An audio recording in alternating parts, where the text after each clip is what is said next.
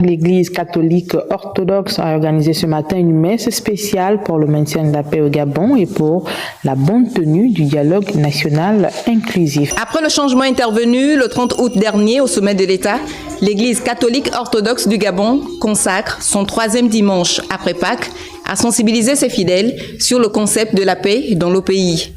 Le mot paix que nous utilisons n'est pas l'absence de guerre, mais une vertu, un état d'esprit, une volonté de bienveillance, de confiance et de justice.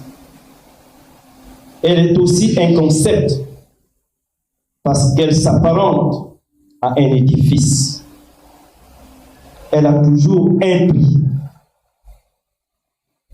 Elle se construit et est partagée à ceux qui sont dits.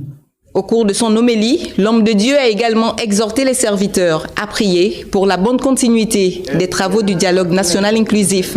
Que ce dialogue national inclusif devienne cette force toute puissante de Christ pour remettre l'ordre initial dans cette maison Gabon. Nous implorons donc, en célébrant cette Eucharistie, la miséricorde de Dieu, notre Père, qui conduit et protège le Gabon.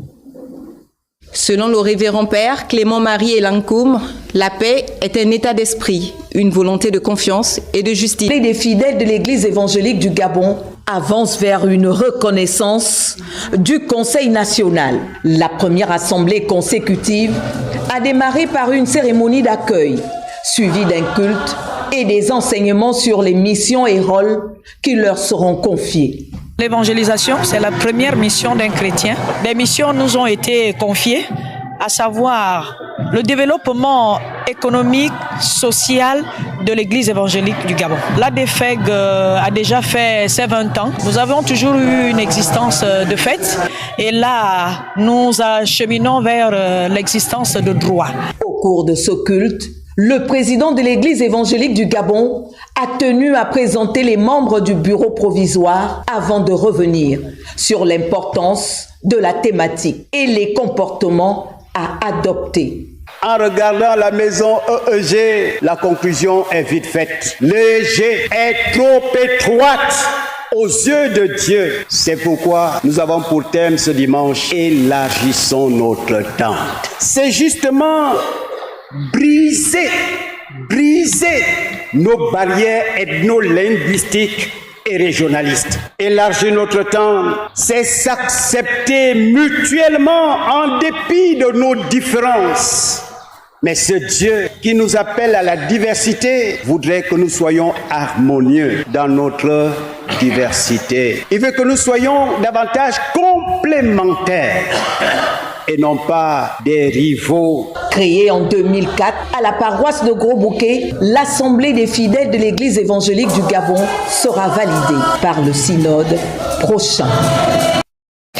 De grâce pour remercier le Seigneur pour ses multiples bienfaits accomplis, des chants d'allégresse, des danses qui vont avec, puis place à la parole dont le thème a permis d'édifier plus d'un sur la résurrection du Christ. Pour ce qui est de ce dimanche, le message n'est autre que celui de la résurrection de notre Seigneur Jésus-Christ, un message universel, une résurrection attestée par des témoins oculaires. Cette résurrection est pleine d'enseignements pour nous du Christ qui nous donne la vie. Au cours de ce culte, ceux qui ont décidé de rejoindre la grande famille chrétienne ont reçu leur baptême. Nous avons eu la grâce d'administrer 4 baptêmes. Si l'Église administre le baptême, c'est parce que le Seigneur Jésus-Christ lui-même, dans ses recommandations à l'Église, à ses disciples, il leur dit « Allez partout dans le monde, faites des nations mes disciples en les baptisant au nom du Père, du Fils et du Saint-Esprit. » Ce rassemblement est l'occasion pour 6 croyants d'obéir à la parole de la Bible, dans Psaume 133, verset 1, qui dit, je cite, « Qu'il est agréable, qu'il est doux pour des frères de demeurer ensemble. »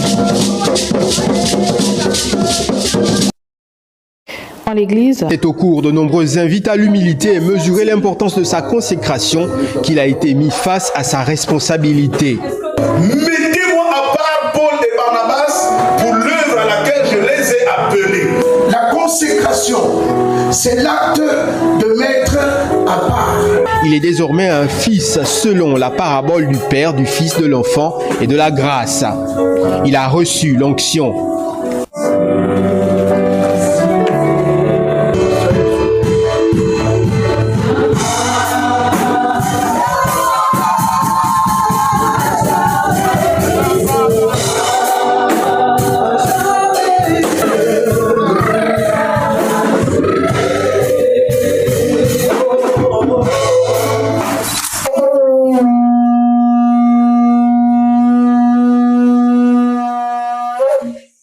Une cérémonie pleine de symboles, l'ordonné a été jugé digne et plein de maturité. Il travaille depuis plus de 15 ans et aujourd'hui c'était juste la confirmation de son appel. Moïse, devenu grand, a refusé de manger la nourriture de Pharaon. Quand on devient grand, on est fils, on est mature, il y a certaines choses qu'on ne peut plus faire. Une joie d'avoir un fils qui, dans sa vie, choisit effectivement son chemin et puis va pouvoir réussir dans ce chemin-là. Il devra servir pour la grâce et l'amour de Dieu en faisant preuve de discernement dans l'accomplissement de sa mission auprès de ses brebis. Et pour la boucle.